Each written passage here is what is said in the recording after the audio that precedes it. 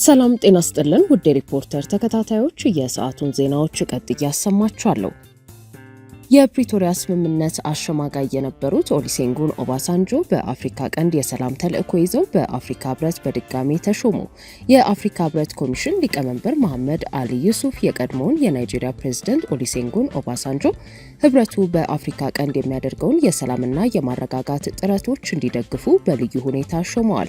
የአፍሪካ ህብረት ኮሚሽን ሊቀመንበሩ የቀድሞ የናይጄሪያ ፌዴራላዊ ሪፐብሊክ ፕሬዝዳንት የሆኑትን ኦሉሴጉን ኦባሳንጆን የአፍሪካ ህብረት ኮሚሽን በአፍሪካ ቀንድ ቀጠና ሰላምና መረጋጋትን ለማስፈን የሚያደርገውን ጥረት እንዲደግፉ መሾማቸውን ህብረቱ ባወጣው መግለጫ አስታውቋል። የህብረቱ ሊቀመንበር ሹመቱን ይፋ ሲያደርጉ እንዳስታወቁት የቀድሞ ፕሬዝዳንት ኦባሳንጆ ለዚህ ትልቅ ኃላፊነት ወደር የለሽ ልምድ፣ ጥበብና ተአማኒነትን ይጨምራል። በዚህ አዲስ ኃላፊነታቸው ኦሉሴጉን ኦባሳንጆ በቀጠናው በሚከታተሉ ግጭት ከሚመለከታቸው አካላትና ተፋላሚ ወገኖች ጋር በመገናኘት እምነትን በመገንባት ውይይቶችን በማስቀጠል እንዲሁም በአፍሪካ ቀንድ ዘላቂነት ያለው ሰላም፣ መረጋጋትና እርቅ እንዲሰፍን የሚደረጉ ጥረቶችን በመደገፍ ለማሳካት ይሰራሉ። የኮሚሽኑ ሊቀመንበር መሐመድ አሊ ዩሱፍ ኦባሳንጆ ይህንን ከፍተኛ ኃላፊነት በመቀበላቸው ምስጋናቸውን የገለጹ ሲሆን የአፍሪካ ህብረት በቀጠናው ዘላቂ ሰላም እንዲሰፍን ያለውን ቁርጠኝነት በድጋሚ አረጋግጠዋል። የአፍሪካ ህብረት መግለጫ ኦባሳንጆ በአፍሪካ ቀንድ የትኞቹን ግጭቶች ለመፍታት በትኩረት እንደሚሰሩ በሀገራት ስም ያልጠቀሰ ሲሆን ከዚህ ቀደም ግን ኦባሳንጆ በኢትዮጵያም ሆነ በአፍሪካ በተመሳሳይ ሚና ይታወቃሉ። ለኢትዮጵያና ለቀጠናው ተመልካቾች ይህን ሹመት ልዩ የሚያደርገው ኦሉሴጉን ኦባሳንጆ በአፍሪካ ፖለቲካ ውስጥ የሰላም አባት በሚል መጠሪያ የሚታወቁበት ምክንያቶች ሲሆኑ በኢትዮጵያ ታሪክ ትልቅ ስፍራ የሚሰጠው የሰሜኑን ጦርነት ለማስቆም በህዳር 2015 ዓ.ም በደቡብ አፍሪካ ፕሪቶሪያ የተፈረመውን የሰላም ስምምነት በዋና አሸማጋይነት የመሩም ሰው ናቸው። ይህ ስምምነት በኢትዮጵያ መንግስትና በህወሓት መካከል የነበረውን ደም አፋሳሽ ጦርነት በሰላማዊ መንገድ እንዲቋጭ በማድረጉ ትልቅ እውቅናን አትርፎላቸዋል። እንደ አውሮፓውያኑ አቆጣጠር ከነሐሴ 2021 ጀምሮ በአፍሪካ ህብረት የአፍሪካ ቀንድን በሚመለከት ከፍተኛ ባለሙያ በመሆን ሲያገለግሉ በመቆየት በኢትዮጵያ በሱዳንና በደቡብ ሱዳን ውስጥ የሚነሱ ግጭቶችን በመቀነስ በኩል ሰፊ ዲፕሎማሲያዊ ስራዎችን ሰርተዋል። በ2014 የፈረንጆቹ ዓመትም በደቡብ ሱዳን የተከሰተውን ግጭት ተከትሎ የሰብአዊ መብት ጥሰቶችን እንዲያጣራ በአፍሪካ ህብረት የተቋቋመው ኮሚሽን በሊቀመንበርነት መርተዋል። ኦባሳንጆ በናይጄሪያ በወታደራዊና በሲቪል መሪነት 2 ጊዜ ሀገራቸውን የመሩ በመሆናቸው ደግሞ ከአፍሪካ መሪዎች ጋር ያላቸው ቅርርብና ተሰሚነት ለሽምግልና ስራቸው ትልቅ አቅም እንደሆናቸው ይገለጻል። ኦባሳንጆ በድጋሚ ወደ አፍሪካ ቀንድ የሰላም አመቻችነት ሚና መመለሳቸው በቀጠናው ለሚታዩ አዳዲስ ውጥረቶች ምን መፍትሄ ያመጣል የሚለው ተጠባቂ ሆኗል። በዚህ ሳምንት ረቡዕ በአዲስ አበባ በተካሄደው የአፍሪካ ህብረትና የተባበሩት መንግስታት ድርጅት ጉባኤ ላይ በአህጉሪቱ እየተከሰቱ ባሉ ግጭቶች ላይ ጥብቅ ውይይት ያደረጉ ሲሆን በአፍሪካ ቀንድ ግጭትን ለማቆም የተደረሰው የፕሪቶሪያ የሰላም ስምምነት ሙሉ በሙሉ እንዲተገበርና ተፈራራሚ ወገኖች ልዩነቶቻቸውን በውይይት እንዲፈቱ ድጋፍ ለማድረግ ተስማምተው ነበር። ኢዜማ በሐረሪ ክልል በማንነት ላይ የተመሰረተ መድሎ እንደገጠመው ገለጸ። የፓርቲው ሊቀመንበር የህግ ጥሰቶቹ ምርጫውን አታካች እያደረጉት ነው በማለት ወቅሰዋል። የኢትዮጵያ ዜጎች ለማህበራዊ ፍትህ ፓርቲ ኢዜማ በምርጫው ሂደት ላይ እየገጠመው ያለው ከፍተኛ የዲሞክራሲያዊ መብት ጥሰት፣ በማንነት ላይ የተመሰረተ የምርጫ መድሎና በጸጥታ አካላት የሚፈጸመው እንግልት የፓርቲውን የፖለቲካ እንቅስቃሴ እጅግ አሰልችና አታካች እንዳደረገው በዛሬው ዕለት ለመገናኛ ብዙሃን በሰጠው ጋዜጣዊ መግለጫ አስታውቋል።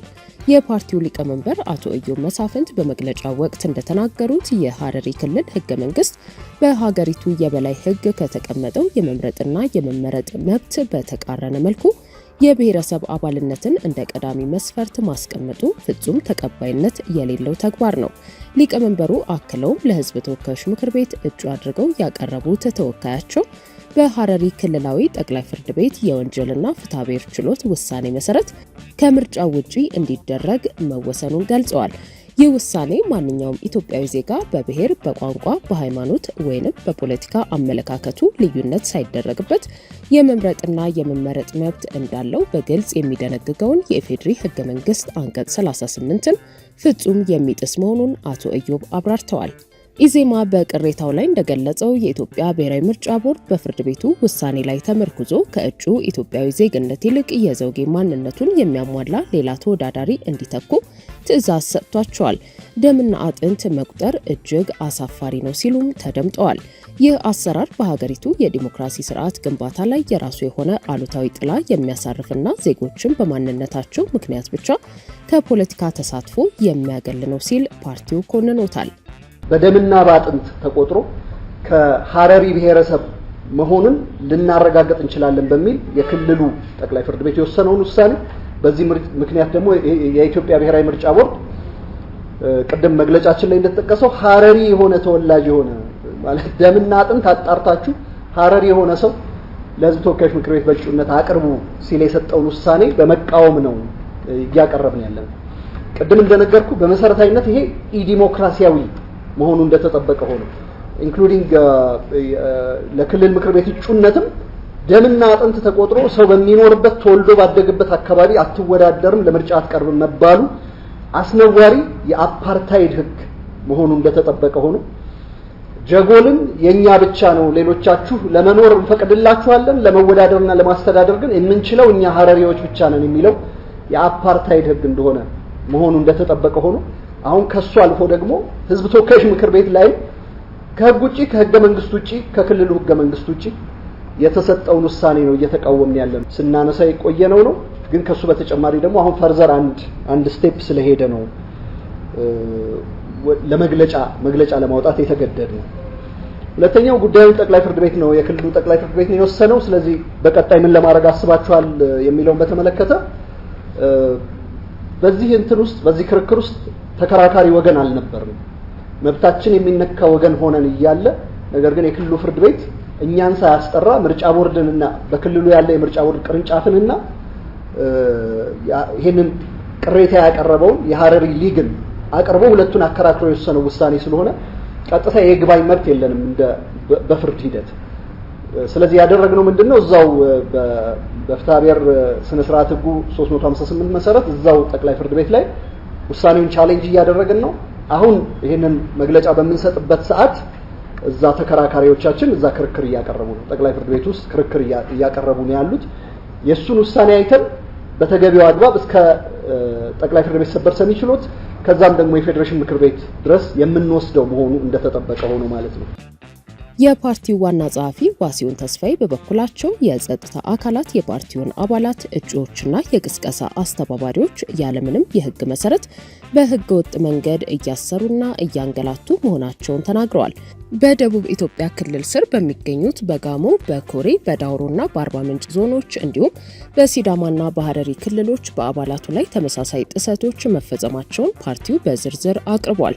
በአሁኑ ወቅት የተወሰኑ እጩዎች በምርጫ ቦርድ ግፊትና ትዕዛዝ ከእስር ቢለቀቁም ከመለቀቃቸው በፊት ግን ሰብአዊና ህጋዊ መብቶቻቸውን የጣሱ ተግባራት ተፈጽሞባቸዋል ያሉት የኢዜማ ዋና ጸሐፊ አሁንም ድረስ ያለምንም ጥፋት ከህግ አግባብ ውጪ በእስር ላይ የሚገኙ አባላቱ በአስቸኳይ ያለምንም ቅድመ ሁኔታ ከእስር እንዲፈቱ ጥሪ አቅርበዋል።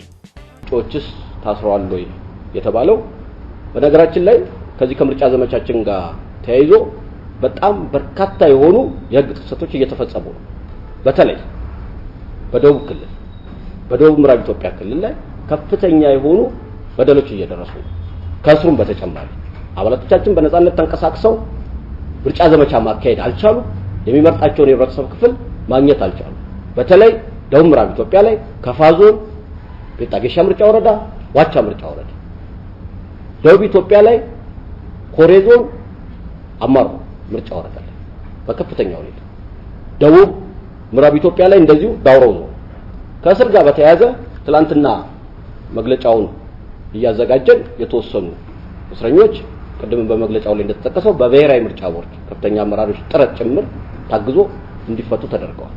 ለምሳሌ ትላንትና ከተፈታው አንዱ አርባ ምንጭ ጋሞ ዞን ላይ አርባ ምንጭ ዙሪያ ወረዳ የዜማ የዞን አስተባባሪ የነበረ ከ10 ቀን በፊት ታስሮ ወደ ፍርድ ቤትም ያልቀረበ ወደ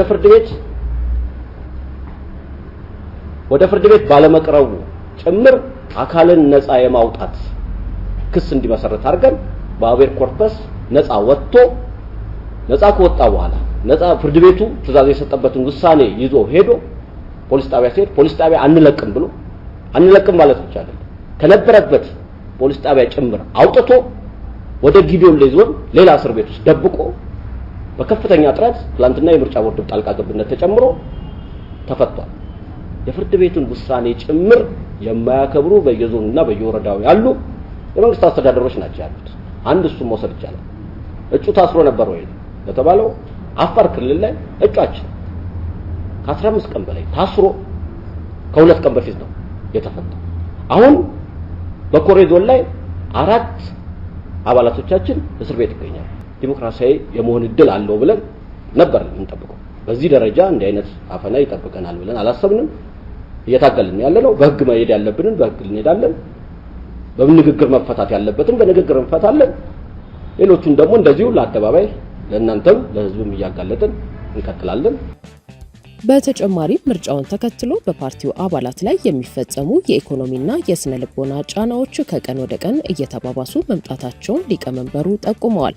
በተለይም በካፋ በጌዲዮና በኦሮሚያ ክልሎች በሚገኙ የፓርቲው አባላትና መምህራን ላይ የደሞዝ ክልከላ፣ እጩ ተወዳዳሪዎችን ከተለያዩ ጥቅማ ጥቅሞች ማገድ፣ ከህግ አግባብ ውጪ ለገዢው ፓርቲ ብልጽግና መዋጮ በሚል ከሰራተኞች ወርሃዊ ደሞዝ ላይ በግዴታ መቁረጥ እንዲሁም ከስራ ማፈናቀልና የማስፈራራት ተግባራት በስፋት እየደረሱባቸው መሆኑን ፓርቲው ገልጿል።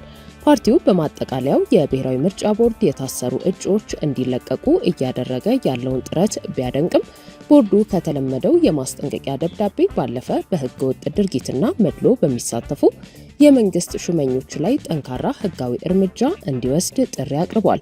መንግስትም የምርጫውን ፍትሐዊነት ለማረጋገጥ የሰላምና የጸጥታ ሁኔታዎችን ሙሉ በሙሉ እንዲያስከብር ኢዜማ አሳስቧል። የተባበሩት አረብ ኤምሬትስ በኢራን ጦርነት ወቅት ከአሜሪካና እስራኤል ጎን ተሰልፋ በድብቅ ኢራን ላይ ጥቃት ስትሰነዝር እንደነበር ተጋለጠ። ኢራን ከሌሎች የባህረ ሰላጤው ሀገራት በተለየ ሁኔታ በኤምሬትስ ላይ የሚሳይልና የድሮን ውርጅብኝ እንድታዘንብ ምክንያት የሆነው ይኸው የኤምሬትስ ድብቅ ተሳትፎ መሆኑ እየተነገረ ነው። ዎል ስትሪት ጆርናልን ጨምሮ ዋና ዋና ዓለም አቀፍ የሚዲያ ተቋማት ከሰሞኑ እንደዘገቡት ዩናይትድ አረብ ኤምሬትስ የኢራን ጦርነት ተፋፍሞ በነበረበት ወቅት ላቫን ደሴት ላይ የሚገኝ የኢራን ከፍተኛ የነዳጅ ማጣሪያን ኢላማ ያደረገ ድብደባ ፈጽማለች። ጥቃቱ ከፍተኛ የሆነ የእሳት አደጋ አስከትሎ እንደነበር የጠቆሙት ዘገባዎቹ በዚህ ምክንያት የኢራን የነዳጅ ማጣሪያ ስራ ለረጅም ጊዜ ተስተጓጉሎ መቆየቱ ተመላክቷል። ኢራን ይህንን ክስተት ከሌላ አካባቢ የተሰነዘረ የጠላት ጥቃት በማለት ከእስራኤልና በአሜሪካ የተፈጸመ ጥቃት እንዳልሆነ ለማመላከት ሞክራ እንደነበር ዘገባዎቹ አመላክተዋል። ኢራን የአሜሪካ ወታደራዊ ካምፖች በሚገኙባቸው የባህረ ሰላጤው ጎረቤቶቿ ጥቃቶችን ስትሰነዝር የነበረ ቢሆንም ከሌሎቹ ሀገራት በበለጠ ሁኔታ በኤምሬትስ ላይ የሚሳይልና የድሮን ውርጅብኝ ስታዘንብ የነበረው በዚሁ ምክንያት እንደሆነም ዘገባዎቹ አመልክተዋል። እስራኤል በኢራኑ ጦርነት ወቅት ለዩናይትድ አረብ ኤምሬትስ አይረን ዶም የተባለውን የሚሳይልና የአየር ጥቃት መከላከያ ሲስተሟን ከባለሙያዎች ጋር ለኤምሬትስ በመስጠት አቡዳቢን ከኢራን ጥቃት ስትከላከል እንደነበረም ዘገባዎቹ ያመለከቱ ሲሆን ትላንት ደግሞ የእስራኤሉ ጠቅላይ ሚኒስትር በጦርነት ወቅት ወደ ኤምሬትስ ሚስጥራዊ ጉብኝት አድርገው እንደነበር ተናግረዋል። አቡዳቢ በኢራኑ ጦርነት በድብቅ ተሳትፋለች ለሚለው ዘገባ እስካሁን የሰጠችው ምላሽ የለም። ዩናይትድ አረብ ኤምሬትስ በየመን የነበራት ጣልቃ ገብነት በቀይ ባህርና በአፍሪካ ቀንድ ውስጥ የወታደራዊ አሻራዎችን እያስፋፋች መሆኑ በሶማሊላንድ በርበራ ወደብ አቅራቢያ ለእስራኤል መጠቀሚያ የሚሆን ድብቅ ወታደራዊ ቤት ከመሬት በታች ገንብታ ማጠናቀቋ እንዲሁም በጸረ ኢራን ዘመቻዎች ውስጥ መሳተፍ ከእስራኤልና ዋሽንግተን ጋር ጥብቅ ስትራቴጂካዊ ቅንጅት መፍጠሯ የባህረ ሰላጤውንና ሰፊውን የመካከለኛው ምስራቅ ቀጠና ፖለቲካዊ አሰላለፍ እንደ አዲስ የሚቀርጽና ጥልቅ የጂኦፖለቲካ ለውጥን የሚያስከትል እንደሆነ ተንታኞች እየገለጹ ይገኛሉ። ውድ ሪፖርተር ተከታታዮች የሰዓቱ ዜናዎቻችን እነዚህ ነበሩ። ስላደመጣችሁን ከልብ እናመሰግናለን።